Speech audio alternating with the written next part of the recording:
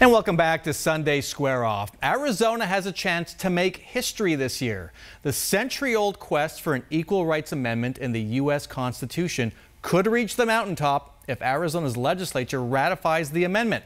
Now, there's a lot more to this story. Joining us this morning is State Representative Pamela Powers-Hanley, a Tucson Democrat, and one of the leaders of the bipartisan Arizona campaign to ratify the ERA. Welcome to Square Off.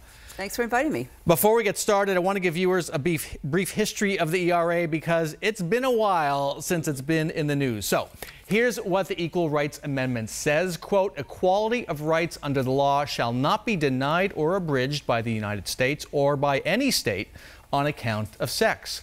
And here's a timeline. The history of the Equal Rights Amendment goes back almost a century. The ERA author was women's rights activist and suffragette Alice Paul. It was proposed by the National Woman's Party in every session of Congress starting in 1923. But it took another half century until Congress passed it. The House in 1971, the Senate in 72. That triggered a race for 38 states, a two-thirds majority, to ratify the ERA. 30 states ratified it within a year. Then 35 states by Congress's 1979 deadline. There were several extensions, and now 37 states have ratified it. Arizona could be the 38th and final state this year, but Congress must renew the deadline. So there's a lot going on here. We're going to unpack it. Now, to many viewers like myself who remember some of that history, but especially to those who don't, the ERA might seem like a relic of 1970s activism and feminism and, something from a different time. What do you say to that?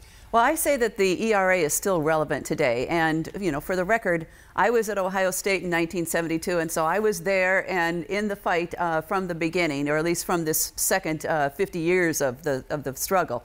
But no, it's not a relic of the past, because the Equal Rights Amendment is all about equal pay for equal work. And we still have a huge wage gap in the United States.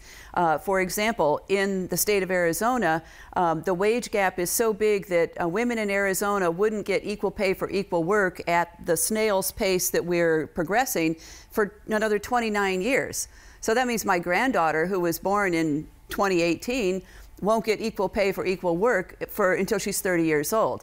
And because of the intersectionality between race, class, and gender, in the Deep South, it's even worse. In the Deep South, the wage gap wouldn't close for 90 years.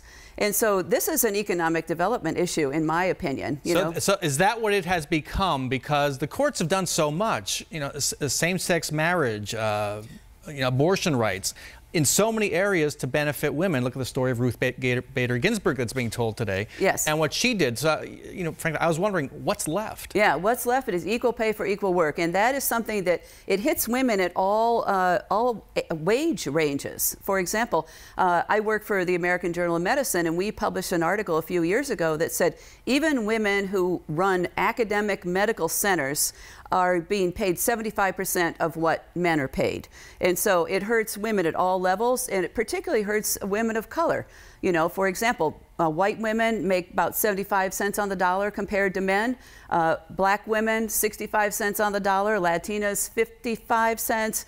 Navajo women, 50 cents on the dollar compared to a white man. And so we have far too many women and their children living in poverty. And I think if we gave them equal pay for equal work and give them and their children a quality education, that would help our state's economy. So you heard that timeline. Arizona has to ratify, become the 38th state, and Congress has to do something on its own.